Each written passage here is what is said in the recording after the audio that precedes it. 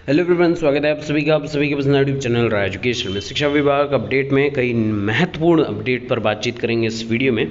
जैसे आप सभी को पता है, बेसिक शिक्षा विभाग में लगातार प्रश्न चिन्ह उठता आया। अध्यापकों के ऊपर हमेशा अधिकारी जो हैं वो प्रश्न चिन्ह लगाने का कार्य करते आए हैं। तो कोर्ट का सख्त आदेश है कि बीएसए नहीं रोक सकते हैं सहायक अध्यापकों का वेतन। जी हाँ, संदिग्ध शिक्षकों को जांच के बाद ही मिलेगा वेतन। म्यूचुअल ट्रांसफर में पति पत्नी को एक ही जिले में नियुक्ति दिन पर विचार करे परिषद, ये कोर्ट का कहना है। पहले यूपीटीटी फिर शिक्षक भर्ती परीक्षा इसी महीने संभावित है। इस पर सारा कुछ निर्णय हो जाएगा, ऐसी बात है और ऐसी अपडेट है। शिक्षकों ने सरकार से मांगी है पुरानी पेंशन योजना। जी हाँ, ओल्ड पेंशन स्कीम के लिए लगातार कई वर्षों से इस पर लगातार बात होती आई है और उसका क्या नतीजा होगा क्या नहीं होगा वो तो भविष्यगामी परिणाम है उसके ऊपर। लेकिन इस पर क्या क्या काम चल रहा है वो भी आइए बातचीत करते हैं इस वीडियो में। चलिए वीडियो शुरू करते हैं। तो बातचीत इसी अपडेट से स्टार्ट करते हैं। पहले यूपीटीटी और फिर शिक्षक भर्ती परीक्षा इसी माह होगा ऐलान। उत्तर प्रदेश जो मुख्यमंत्री योगी आदित्यनाथ ने कमेटी की बात कही थी, 3 सदस्यीय कमेटी, वो अपनी जल्द जो रिपोर्ट है वो सौंपेंगे मुख्यमंत्री को। उत्तर प्रदेश के प्राइमरी स्कूल में शिक्षक भर्ती का इंतजार कर रहे प्रतियोगियों के लिए अच्छी खबर है। परिषदीय विद्यालय में नई शिक्षक भर्ती का लंबी बेताबी से इंतजार कर रहे लंबे समय से कर रहे अभ्यर्थियों की मुराद जल्द पूरी हो सकती है। बेसिक शिक्षा परिषद के प्राथमिक स्कूलों में नई शिक्षक भर्ती का ऐलान इसी महीने होने की संभावनाएं हैं। भर्ती प्रक्रिया शुरू होते ही उत्तर प्रदेश शिक्षक पात्रता परीक्षा यानी कि यूपीटीटी 2021 करने की तैयारी है। बताया जा रहा है कि भर्ती की तैयारियों के तहत यूपीटीटी नवंबर में कराई जा सकती है और शासन ने परीक्षा संस्था से इस संबंध में प्रस्ताव मांगा है। इसके बाद दिसंबर में शिक्षक भर्ती परीक्षा कराई जा सकती है और उत्तर प्रदेश के बेसिक शिक्षा परिषद के प्राइमरी स्कूलों में नई शिक्षक भर्ती प्रक्रिया जल्द शुरू हो सकती है। मुख्यमंत्री योगी आदित्यनाथ के निर्देश पर राजस्व परिषद अध्यक्ष मुकुल सिंघल की अगुवाई में बनी 3 सदस्यीय कमेटी 15 दिन से जो रिक्त पद हैं और विद्यालयों के पद निर्धारण प्रक्रिया को खंगाल रही है। नई भर्ती पदों के हिसाब से सबसे बड़ी हो सकती है। स्कूलों में शिक्षकों के करीब 70,000 से अधिक पद खाली हैं। कमेटी की रिपोर्ट सौंपने के बाद ऐलान किए जाने की तैयारी है। और बता दें कि यूपी के बेसिक शिक्षा विभाग के 69,000 शिक्षक भर्ती के दौरान शीर्ष कोर्ट में हलफनामा दाखिल किया गया था और 51,112 शिक्षकों के पद रिक्त बताए गए थे। पिछले वर्षों में हुई शिक्षक भर्ती के खाली पदों को भी नई शिक्षक भर्ती में जोड़ा जा सकता है। जैसा आप सभी को पता है कि 68,500 भर्ती अभी तक पूरी नहीं हुई, इसलिए रिक्त पदों को लेकर मातापची भी की जा रही है। वहीं 69,000 शिक्षक भर्ती के सारे पद 3 चरणों की काउंसलिंग के बाद भी भरे नहीं जा सके। हाल के वर्षों में सेवानिवृत्त होने वाले व कोरोना काल में काल कवलित हुए शिक्षकों का ब्यौरा जुटा रहा है।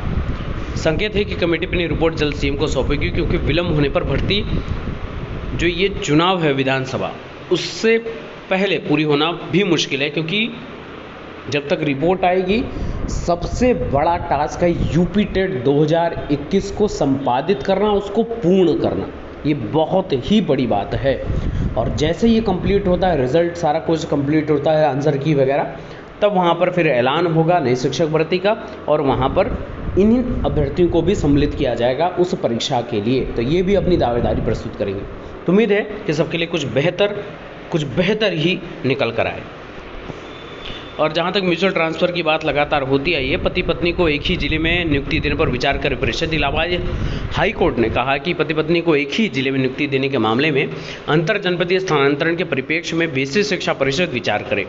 कोर्ट ने कहा कि सहायक अध्यापक राधा कांत त्रिपाठी की याचिका उक्त निर्देश के साथ निस्तारित कर दी गई है और याचिका पर न्यायमूर्ति सरल श्रीवास्तव ने सुनवाई की है। तो उम्मीद है कि इस एक जजमेंट से आने वाले भविष्य में जितने भी अध्यापक अध्यापिकाएं हैं जो भविष्य में पति पत्नी के रूप में होंगे, उनके लिए कहीं ना कहीं ये ऑर्डर जो है, ये जजमेंट जो है रामबाण कार्य करेगा। दूसरी ओर वहीं हाई कोर्ट ने कहा कि बीएसए नहीं रोक सकते हैं सहायक अध्यापक का वेतन। बीएलओ ड्यूटी न करने वाले सहायक अध्यापक का वेतन रोकने का आदेश जो था उसको रद्द कर दिया गया है। इलाहाबाद हाई कोर्ट ने कहा कि सहायक अध्यापक का वेतन रोकने का बेसिक शिक्षा अधिकारी को अधिकार नहीं है।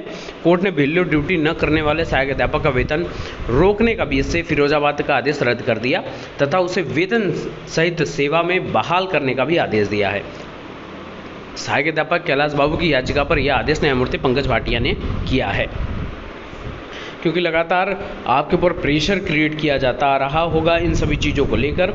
तो उम्मीद है कि इन सभी प्रश्न चिन्ह पर हमेशा हाई कोर्ट अपनी पारदर्शिता के साथ जजमेंट करता आया है और उन्होंने ऐसा किया है। वहीं दूसरी ओर संदिग्ध शिक्षकों को दस्तावेजों की जांच के बाद ही मिलेगा वेतन। ये लखनऊ से संबंधित खबर है विशेष शिक्षा परिषद की। इनके 1000 सहायता प्राप्त उच्च प्राथमिक विद्यालयों के संदिग्ध शिक्षकों को दस्तावेजों की जांच के बाद ही वेतन मिलेगा। शिक्षक संगठनों की ओर से वेतन भुगतान का दबाव बनाए जाने पर बेसिक शिक्षा निदेशक सर्वेद विक्रम सिंह ने बताया कि जो सभी मंडलीय सहायक शिक्षा निदेशकों से रिपोर्ट तलब की है और इसमें पूछा गया है कि संबंधित शिक्षकों का वेतन किन किन कारणों से रोका गया है और शासन की ओर से गठित समिति सहायक निदेशकों की रिपोर्ट के बाद वेतन भुगतान का निर्णय करेगी। तो उम्मीद है कि इन संदिग्ध शिक्षकों के ऊपर जो प्रश्न चिन्ह उठाया गया है कि इनको संदिग्ध के घेरे में लिया गया है, उनके दस्तावेजों का सत्यापन होने के उपरांत उनको वेतन जल्द निर्गत कर दिया जाए। और आप सभी को पता है कि जब से एनपीएस लागू हुआ है और तब से ओपीएस की मांग लगातार चलती आई और विगत 15 सालों से लगातार ओपीएस की मांग है।